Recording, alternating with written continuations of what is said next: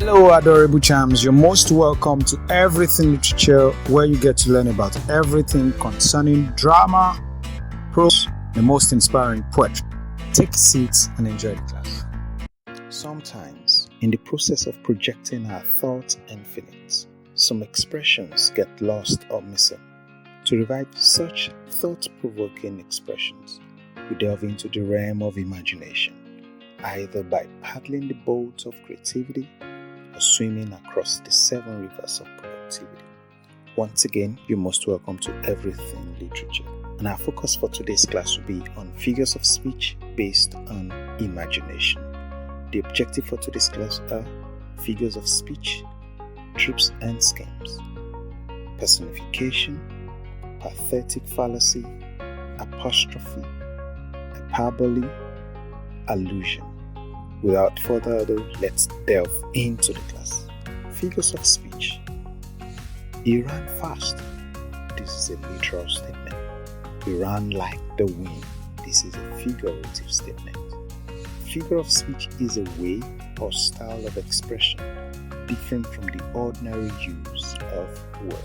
In terms of the usefulness, figures of speech are used in our expression to add deeper meaning and interest to words, to also awaken the imagination, to make the reader or listener use their imagination, and to understand much more than the plain word. As devices used in writing, figures of speech are used in communication for the sake of emphasis, creativity, clarity, rhythm, novelty, peculiarity, style, and so on. Figures of speech are actually divided into two, and the two are trope and scheme. Trope refers to the set of figures of speech in which the use of a word or a phrase changes the meaning of a sentence. The word trope comes from the Greek tropos, meaning turn. That is, turning the meaning of a sentence another way by the use of a word or words. Scheme, on the other hand, comes from the Greek schema, meaning form or shape. Scheme refers to the set of figures of speech concerned with a change in the usual order of words. Scheme deals with the arrangement of words based on order, letters, syntax, and sounds. So while trope deals with how a word changes the meaning of a sentence, scheme deals with the arrangement or the order of words. But just as we've established so far in this series that we will not be focusing on tropes and scheme yet, we will work with 7 classifications of figures of speech. We've already discussed figures based on similarity or agreement. Under that we have simile and metaphor. Figures based on sound, where we have onomatopoeia, alliteration, consonants, assonance, paronomasia, or pun. Then figures based on association, apology, metonymy, synecdoche. Figures based on difference, epigram, oxymoron, antithesis, climax, anticlimax, or what we call pathos, paradox. And our focus for today will be on figures based on imagination, where we're going to be talking about personification, pathetic fallacy, apostrophe, hyperbole, and allusion. The other classifications of figures of speech include figures based on indirectness or oppositeness, and figures based on construction. Figures of speech based on imagination. This has to do with transferring the features or attributes of human beings or living things to inanimate objects or an abstract idea. And specifically, we will be taking a look at personification, which has to do with giving the attributes of human nature to inanimate objects or abstract things. Pathetic fallacy has to do with assigning human feelings, qualities, or attributes to inanimate objects through adjective. I know it appears as if personification and pathetic fallacy look alike or they're the same, but when we delve in, we'll understand the difference. Apostrophe, addressing an absent person or an abstract idea as if it were present. Also, we have hyperbole, which is a form of overstatement or exaggeration. Note, the pronunciation of hyperbole should be hyperbole, not hyperbole, as we often pronounce it sometimes. Allusion, which is the next one, used to mean an indirect reference to a well-known person, place, or thing. What is personification? Personification, which we can otherwise call prosopopia. Personification is the act of giving the attribute of human nature, intelligence, or character to an inanimate object or abstract things. Personification is a form of ontological metaphor. Personification is the chief tool of allegory. Okay? Personification is often achieved when a lexical verb befitting to portray human-related actions is used with an inanimate or abstract thing. So let's break it down. Personification is used to convert an object or a concept into a character sometimes. Take note of this.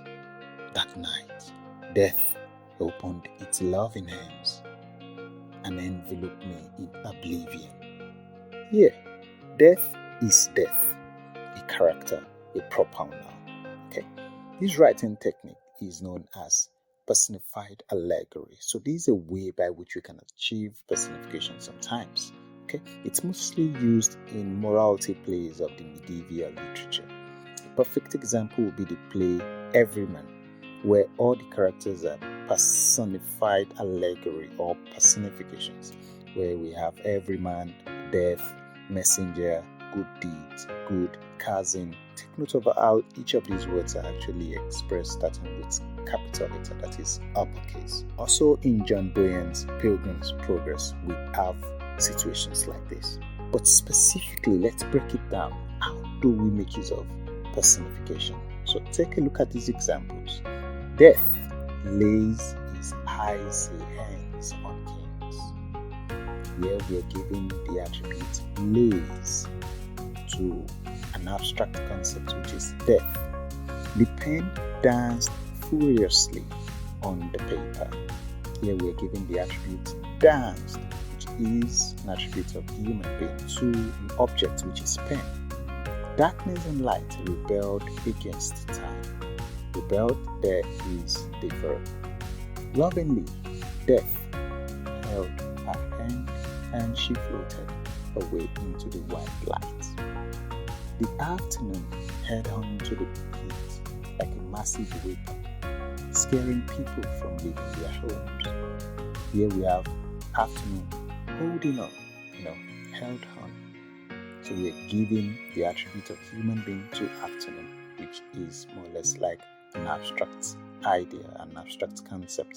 Then scaring again is an attribute of human being we're giving to afternoon. Then what is pathetic fallacy? Pathetic fallacy, which sometimes can refer to as personal metaphor. Pathetic in this sense does not mean weak or miserable. Rather, it means to impact emotion into something else. Okay, this term is actually coined by John Ruskin. He happens to be a literary critic during era. This figure of speech treats lifeless objects of nature as living things. It has to do with assigning human feelings, qualities, or attributes to inanimate objects. Now, if you take note, this sounds very much like personification. But let's take a look at the examples. The furious storm, the thirsty ground, the pitiless cold, an angry sea, the smiling corn. The sea was rough as an angry man. Okay? To break it down, pathetic fallacy, you got it. It's a form of personification. Generally, it is used to describe the environment of a story. Okay? It helps to convey the mood of a story or a character. Pathetic fallacy is often achieved when qualifying adjective for human emotion is used to describe a non-human object, either as an attributive or predicative adjective. Now, how do we mean? The tree is indifferent. Here, indifferent is a form of pathetic fallacy used to describe the tree. And here it's used as a predicative adjective because it is coming after a linking verb is. The thirsty ground. Thirsty there is an adjective that we often use for human beings, but now we're using it for ground, which is a concept and a kind of non-human idea or concept. Personification describes not as an adjective, but as a verb. That is, pathetic fallacy makes use of as an adjective, but personification often makes use of a verb. So take note of this. The afternoon head on, which is more or less like a verb. So here it's more of a personification than a pathetic fallacy, compared to where we have the furious storm, the thirsty ground, the pitiless cold, an angry sea, the smiling corn, and the likes. What is apostrophe? Apostrophe from the Greek word apostrophe, which means to turn away. Apostrophe is a literary device in which a speaker turns from the audience to address an absent person or an abstract idea as if it were present. It differs from a soliloquy in that the speaker of an apostrophe need not be alone on the stage. This is when we are relating it to the concept of soliloquy in drama. It is closely associated with personification. So the three are kind of interrelated, but we have slight difference between them, just as we've already explained the difference between personification and pathetic fallacy. Examples of apostrophe. Life, I don't seem to understand you. Oh grave, where is thy victory? This is like a biblical verse. Apostrophe is the chief tool of lyric poetry, as in William Blake's poem Tiger. Tiger, tiger, burning bright in the forest of the night. What immortal hand or hand could frame thy fearful symmetry? Here we can see the poet William Blake addressing Tiger as if it were physically present there with the poet. Okay, so let's break it down. Apostrophe here as a figure of speech is different from apostrophe as the punctuation mark. That is when we use the mark that is indicated here, e.g. shouldn't. In the word shouldn't, apostrophe is being used between the N and the T. Okay, but as a figure of speech, it's quite different because it has to do with when a speaker is addressing an absent person or an abstract idea as if it were present. Twinkle, twinkle, little star, how I wonder what you have. Here, the poet is addressing the star as if it were present with him or her. Oh, that, where is thy sting? Now, that is being addressed here as if it were present. Okay, so just to cap it up, we have it that apostrophe has to do with addressing the star or the death in the above examples given as if they were present and they could actually hear. So that's more or less like transferring human qualities to non-human concepts or ideas. What is hyperbole?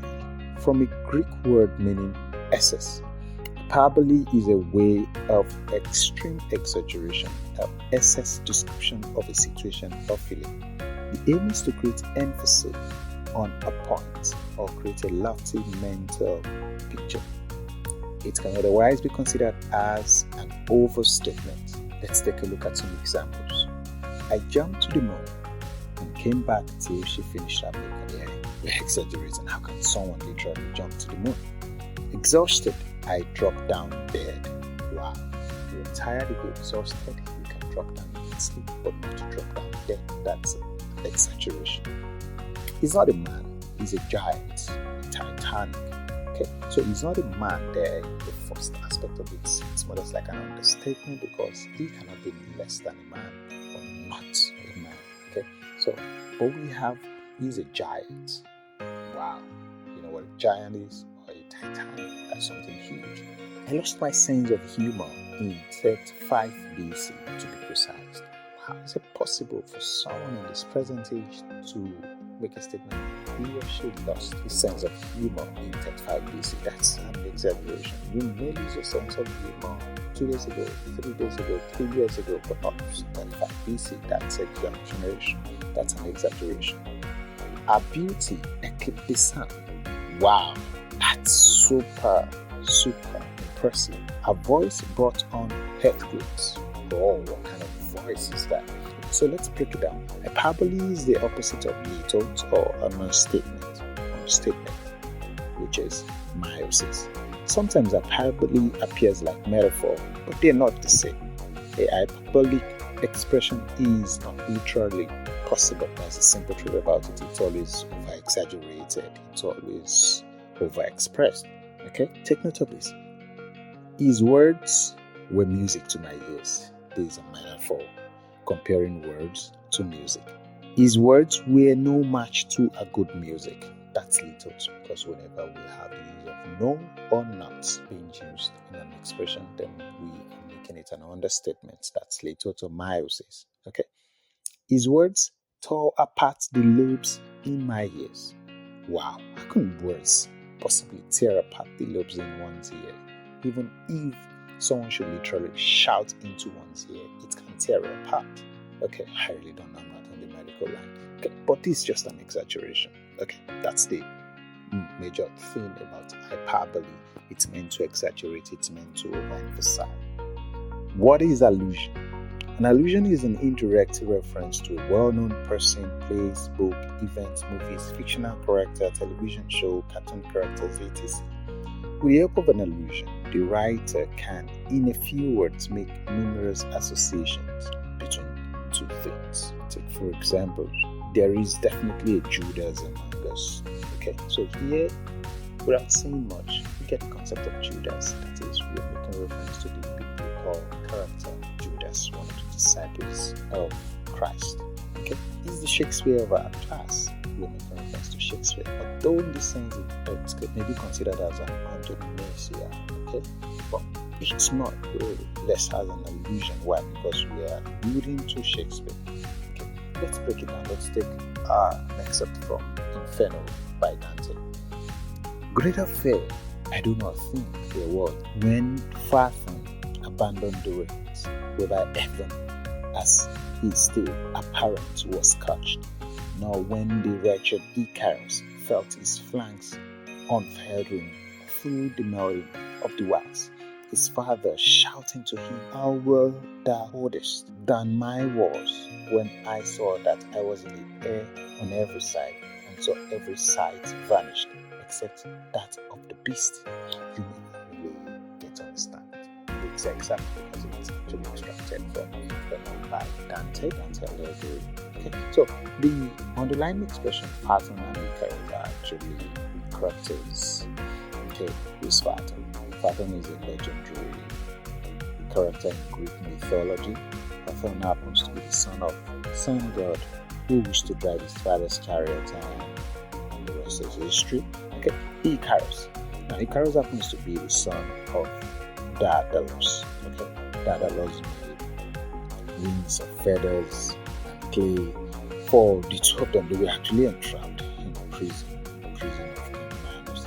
Okay, before taking off, the father warned Icarus that, okay, as you're going, do not go too close to the sun, because these feathers are actually made of wax and clay. Okay, because if you go too close to the sun, it's going to melt. And do not go too close to the river or to the water side, because you can crash at the end of the day. So, but the rest is history, actually. So you can see that from this expression by Inferno by Dante, we've already alluded to some legendary, some characters in the Greek mythology. Okay, and with that, we've come towards the end of the class. Okay, so in today's class, we've been able to discuss figures of speech based on imagination, which has to do with transferring the features or attributes of human beings or living things to inanimate objects or an abstract idea. We've talked about personification, pathetic fallacy, apostrophe, hyperbole, and allusion. Personification, which has to do with the act of giving the attributes of human nature, intelligence, or character, usually in the form of an action, to inanimate objects or abstract things. Pathetic fallacy has to do with assigning human feelings, qualities, or attributes to inanimate objects through the use of adjective.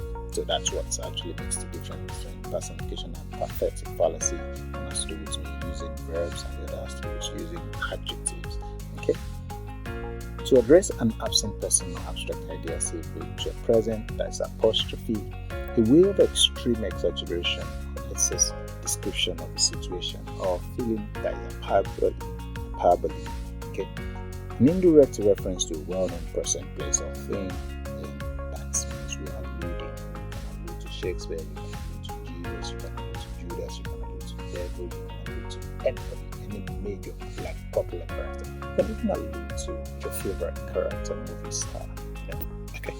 I hope you enjoyed the class. If you do, please do well to like the video, share, and if you're yet to subscribe, please hit the subscription button, click on the notification bell so that you can always get notified whenever new valuable content being released. Okay, I would really love to hear your thoughts in the comment section below. For now, take care. See you in the next class.